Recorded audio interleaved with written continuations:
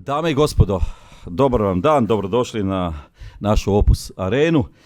Slijedi nam utakmica 4. kola Supersport Hrvatske nogometne lige. Naša momčad gostuje u Splitu, a susret između Hajduka i Osijeka igra se u nedjelju. Dobar dan. U nedjelju preko sutra s početkom u 21 sat. Pred vama ponovno naš trener Federico Bessone, naravno Ines koja je se već ustalila i njoj želim dobrodošlicu. I odmah krenimo na vaša pitanja, pa ćemo naravno vidjeti koliko će ih biti. Dario Andraković nastavlja tradiciju da on bude prvi, pa evo to poštivamo. Dario, izvoli. Treneru, pretpostavljam da ste gledali sinoć utakmicu Hajduka i koliko to može biti dobra stvar za Osijek što će biti istrošeni fizički, ali mentalno možda i zbog tog rezultata možete li to iskoristiti? Ono što nas možda najviše zanima, može li Osijek ovu igru koju je pokazao u 3 kola i sa posjedom možda prezentirati na Poljudu kao gost u derbiju? So have you watched the match last night of Hajduk? And maybe can Osijek use this as an opportunity because Hajduk is now maybe too stressed about the game. They don't have enough strength anymore mentally or physically. So is that a good thing for Osijek? And the second question is, can Osijek continue with this good game, with this ball possession, even as a guest in Split? Okay, dobar dan, everybody.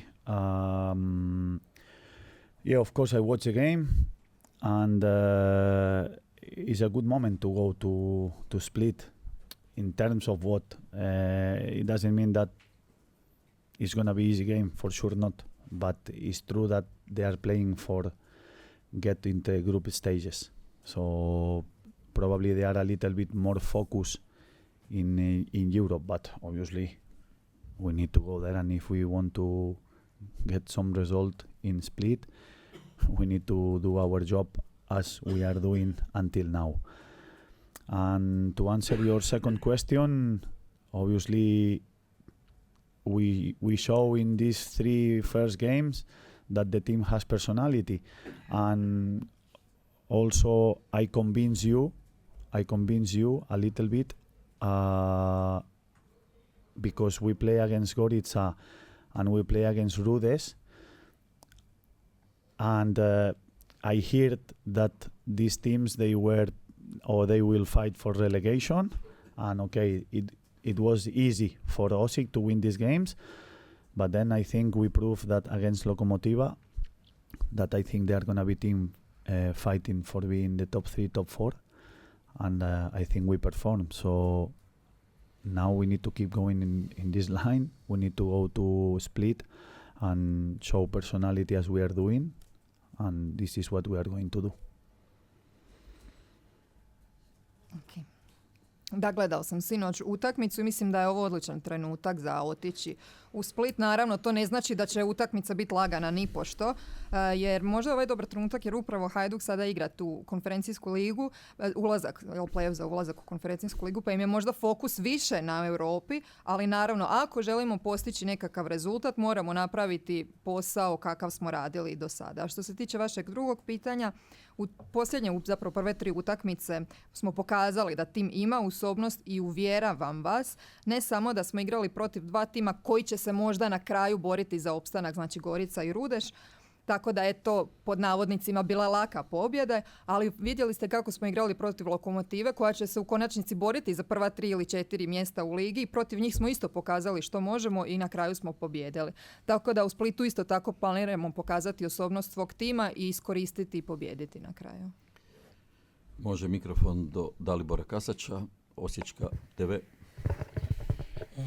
Gospodine treneru, da li razmišljate, naravno da bi na Poljudu kao uvijek bilo pogubno samo se braniti, da li ste bliži opciji ovoj startati sa 11-oricom i postavom kao što ste počeli protiv Lokomotive, uvjetno rečeno možda kvalitetnijeg suparnika nego prva 2, kao što ste rekli, koja će se možda boriti za ostanak Gorica i Rudež, ili ipak krenuti sa nekom tom ofenzivnijom odmah varijantom sa Leonom i Jakupovićem istovremeno u sastavu, što okvirno pripremate za Poljud? Okay, so maybe, Coach, a question for you. So on Poljud, we used to play more defensive. So would it be smart now to start with the first 11 like against Lokomotiva to play more defensively or with more quality, because we're now playing against a more quality opponent, just like Lokomotiva? Or will you start more offensively with Jakupovic and Leon in the first 11? So can you tell us approximately what you have in mind? We are going to make the approach same as we did against Lokomotiva. As I said to you, I'm not going to lie to nobody. I am a type of coach that I know and I understand your question, because obviously if we go to split and if we don't press well, we are going to concede goal, for sure. But I think we need to take risk, and we are going to take it. We have nothing to lose.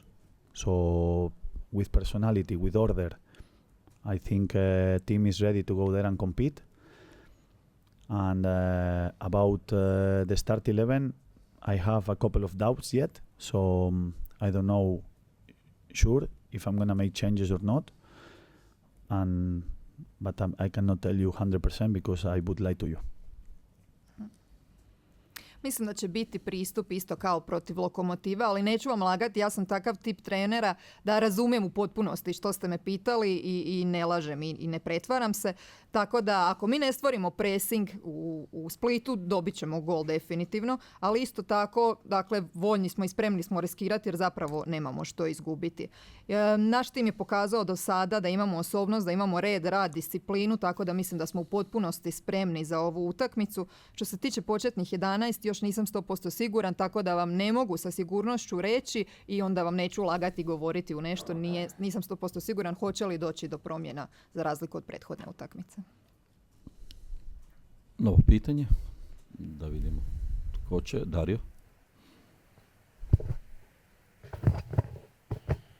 Treneru, koliko možete zapravo i odgovoriti na to što se priča ovako za igrače, manje više da su zbog sjajnog raspoloženja sada igre i sve, da su neki odbili neke ponude drugih klubova, da žele ostati u Osijeku, to je sigurno i dobra stvar za vas, a s druge strane ste možda i sportskom direktoru otežali što eventualno klub ako je planirao neku zaradu od prodaje možda i uz ova preostala 2 tjedna neće dobiti. U stvari, ako ste dobili neko uputstvo, jeste li ili vam je rečeno da će možda neko biti prodan od ovih igrača ili će momčad ostati na okupu, koliko možete o tome reći?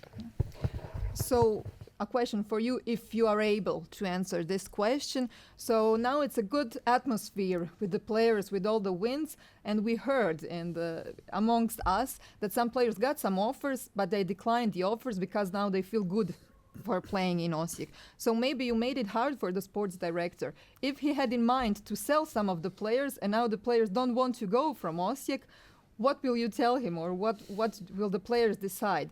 Will this 11 or will this team stay as it is, or are there still any possibilities of changing, of selling in the coming 2 weeks? Okay. As I answered to you last week, I'm going to answer exactly or similar of the same of last week. Why? Because it's true that we received some offers, but not this week, for 1 month ago already.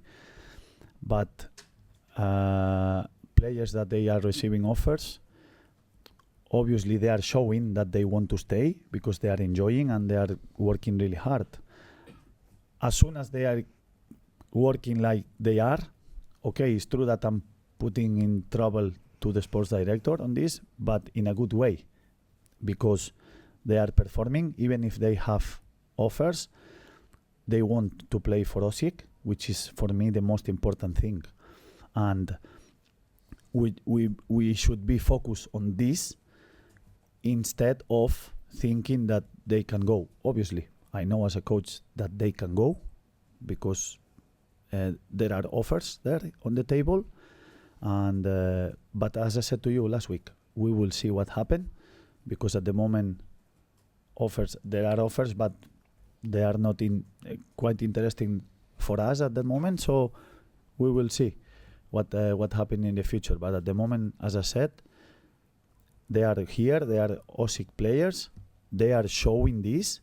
That for me, and obviously as the sport director also, and the club, is the most important thing. Odgovorit ću vam slično, ako ne isto kao i prošli tjedan. Istina je da smo dobivali ponude, ali ne ovaj tjedan, nego možda još prije mjesec dana. A što se tiče igrača, da, oni žele ostati. Oni trenutno uživaju igrati za Osijek i zaista se trude, a kada se trude, onda to pokazuje i neki rezultat. Pa sam možda tako i stvorio nekakav problem za sportskog direktora, ali u dobrom smislu problem. Kao što sam već spomenuo, ponude su tu, ali igrači žele ostati u Osijeku. Ja mislim da je to najvažnije i da nam fokus treba ostati na tome. Ja sam svjestan toga da oni mogu otići ako žele, da postoje ponude, ali vidjet ćemo što donosi mogućnost. Kao što sam već i prošli tjedan rekao, ponuda imamo, ali nisu nam trenutno uopće zanimljive te ponude, tako da su igrači trenutno ovdje fokusirani su za Osijek, igraju za Osijek i to je i meni, sportskom direktoru, sada najvažnije. Maren Bilandžić, radi Osijek. Evo, treneru, čuli smo da atmosfera u slačionici jako dobra. Dečki su dobili 3 dana odmora nakon Lokomotive. Jesu li svi spremni za Hajduk? Imali možda nekakvih ozljeda ili ne? I još, evo, kakva je situacija oko Mitrovića? Hoće li na kraju ostati u Osijeku ili neće? Hvala. So we heard that the atmosphere among players is very good. They got 3 days of rest after your last game. So now the question is, are they ready? Are there any injuries maybe amongst the players? And what is the situation with Mitrovic? Is he staying? Okay, yes, I give them 3 days off because they really deserve it. Because the week before I only could give them 1, even if the result was much better and expectations and everything. And I think it was well deserved. Second question is, everybody is available. If nothing happens tomorrow in training before we travel, everybody is going to be available for the weekend. And last question, he is training with us. He will keep training next week also with us, and then we will take decision about his future. Prvo što se tiče prvog pitanja, da, zaslužili su 3 dana odmora definitivno. Tjedan prije toga su dobili samo 1 dan, iako je možda bila lakša utakmica ona prethodna, ali ovaj tjedan su definitivno zaslužili ta 3 dana slobodna. Što se tiče drugog pitanja, svi su igrači raspoloživi, sve zavisi naravno hoće li se sutra nešto na treningu prije samog polaska dogoditi, ali za sada su svi nam raspoloživi. A što se tiče trećeg pitanja oko Mitrovića, on još trenira s nama, trenirat će i sljedeći tjedan s nama, a onda ćemo donijeti odluku što će biti s njim. Zanima me samo kakva je situacija sa Šopovom, kad bi se on mogao vratiti, pošto je sportski direktor rekao da je to vrlo zanimljiv igrač, pa me zanima malo šta trener misli o tome, jel bi sigurno pojačao konkurenciju u veznom redu, jel? I to bi bilo to. Okay.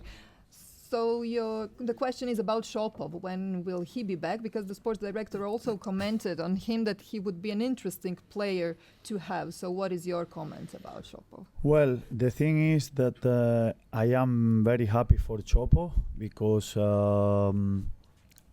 when we arrived, he was training on his own, and now this is the first week that he joined the team as a floater, as a joker. So he could complete every exercise, he started feeling comfortable, but okay, I cannot tell you exactly, but probably he's gonna be full training with the team, maybe between 4 and 6 weeks. Sretan sam zbog njega kada smo došli, on je trenirao sam, tako da ovo je prvi tjedan da se zapravo pridružio timu kao leteći neki igrač, dakle ulazio je i izlazio, ali on se sada ugodno osjeća dok trenira s nama, a kada će se moći pridružiti u punim treninzima, pretpostavljamo za 4 do 6 tjedana. Možemo dalje, Nikola Patković, Jutarnji list. Koliko se u pripremi za ovu utakmicu prilagođavate Hajduku, odnosno je li vam ipak više u fokusu vaša momčad i izvedba vaših igrača nego ono što se može očekivati od vašeg suparnika? So, in your preparation, how is it important to you to adapt to Hajduk, or is maybe the focus on your way of playing, on your players, or how to maybe adapt and to concentrate on the way Hajduk is playing? Okay. As a coach, I like to prepare every game differently. So I like to give the right information to the team to adapt in the way that the opponent play. So it means that Hajduk, they behave with the ball in one way, and we need to be ready to defend this, and how they behave when they don't have the ball. So I prepared especially yesterday and today.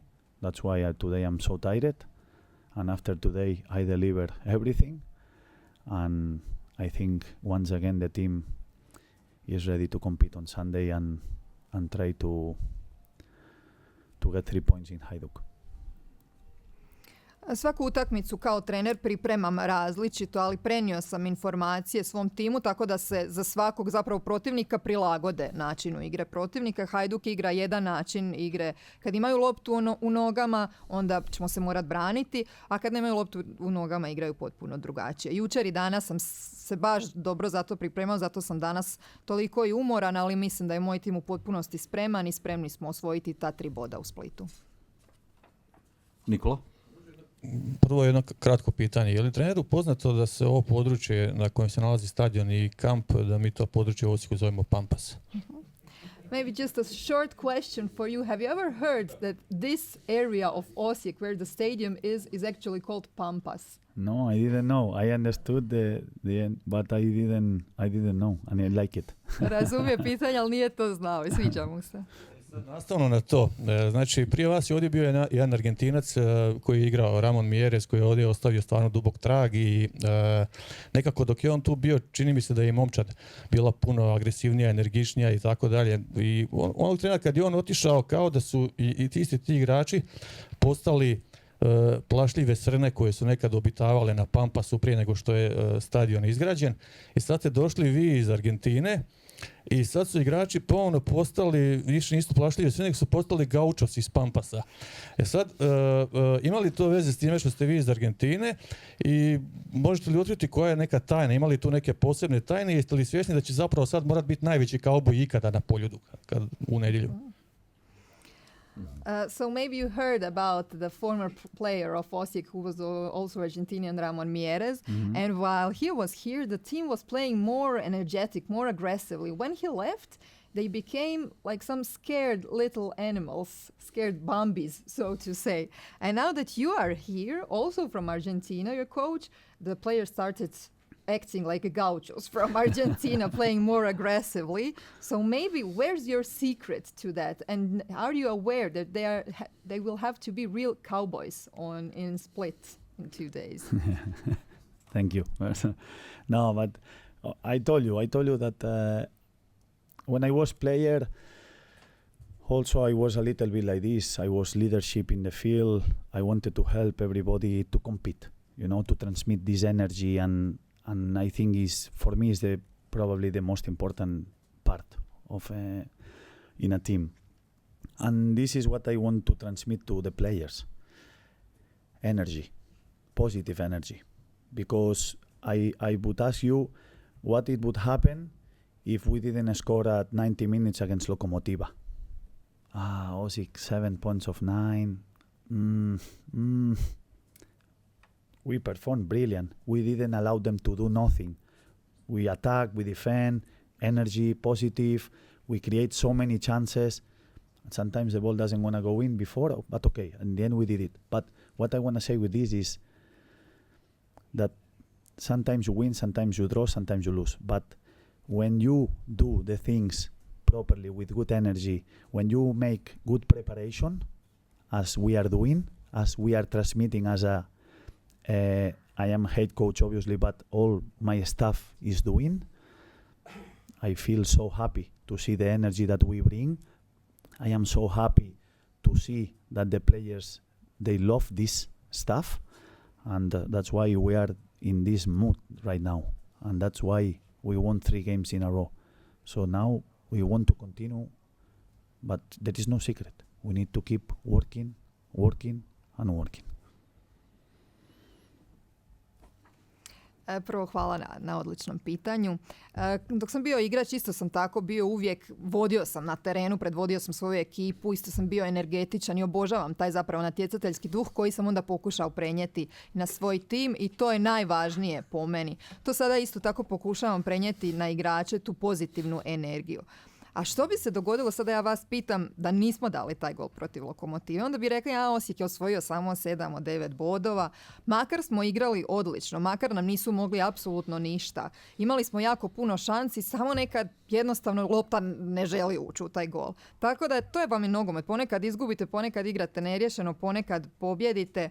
Sve je to ok. Ono što je najvažnije je da imamo dobru energiju, da imamo dobru pripremu i na to prenosimo to svi, ne samo ja kao glavni trener, nego i svi moji pomoćni treneri i ostali koji rade sa mnom. Svi prenosimo tu odličnu energiju na igrače, igrači dalje na nas, natrag. Tako da sam jako sretan zbog toga što se događa i igrači obožavaju zapravo ovaj način rada, jako im se sviđa.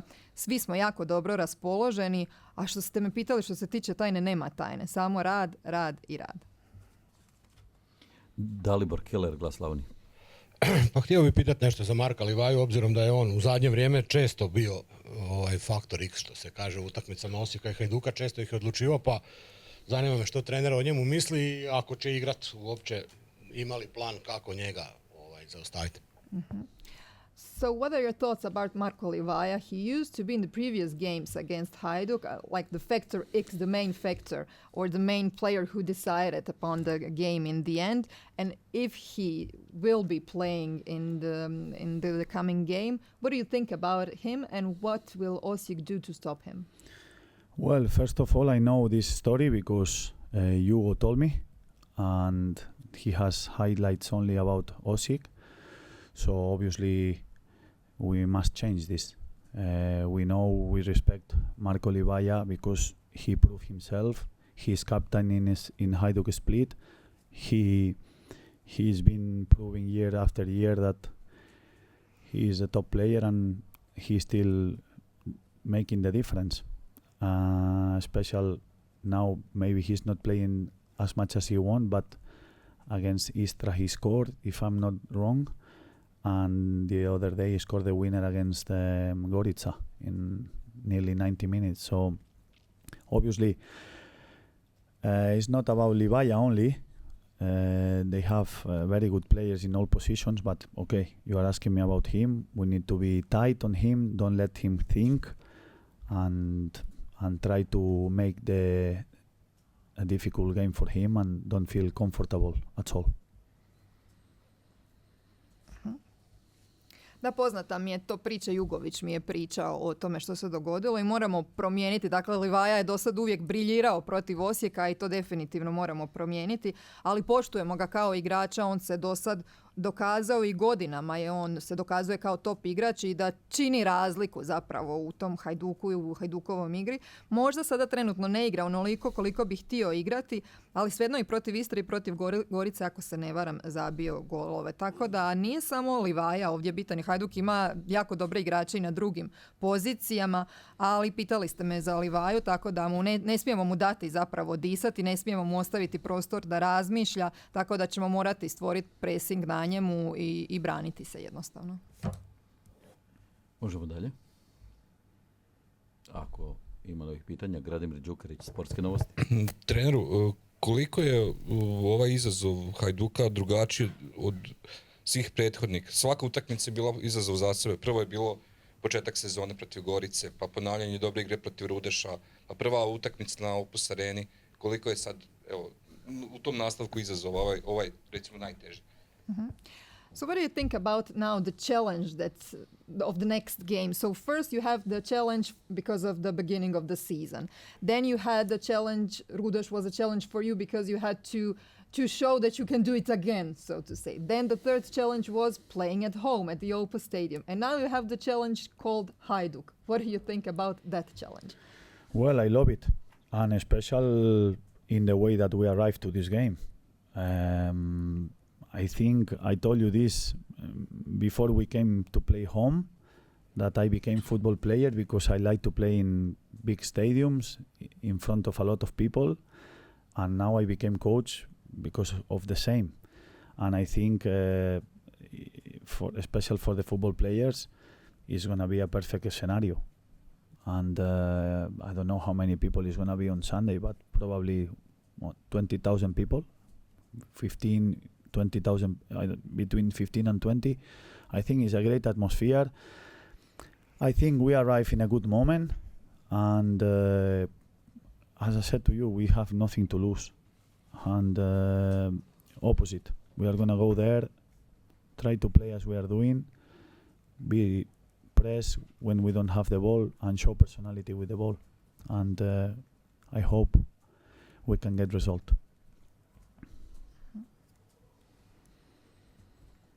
Zapravo, sviđa mi se to, obožavam takve situacije.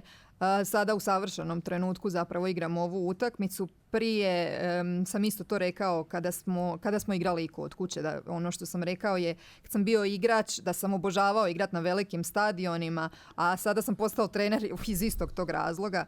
Za igrače mislim da će ovo biti savršen scenarij. Očekuje nas između 15 i 20 tisuća ljudi u Splitu, tako da nas očekuje sigurno odlična atmosfera. Ali što se tiče same utakmice, mislim da idemo u najboljem mogućem trenutku tamo. Kao što sam već rekao, nemamo što izgubiti, nego upravo suprotno. Idemo dati sve od sebe, idemo raditi pressing kada nemamo loptu u nogama, i kada imamo loptu u nogama onda želim pokazati osobnost svih svojih igrača. And idemo po pobjedu. Bravo. Da. Mislim da je ovo bio idealan završetak pres konferencije. Slažete se? Bez nekih novih pitanja, dodatnih, iako ako će ih biti, stojimo na raspolaganju. Ne, ipak bi to bilo to. Hvala vam naravno na dolasku svim našim navijačima, a vidim da se spremaju put Splita. Želimo miran, sretan put do odredišta, da dobro navijaju kako to čine cijelo vrijeme i da budemo svi zajedno sretni i zadovoljni po završetku derbija koji u nedjelju počinje u 21 sat. Hvala vam još jednom. Hvala.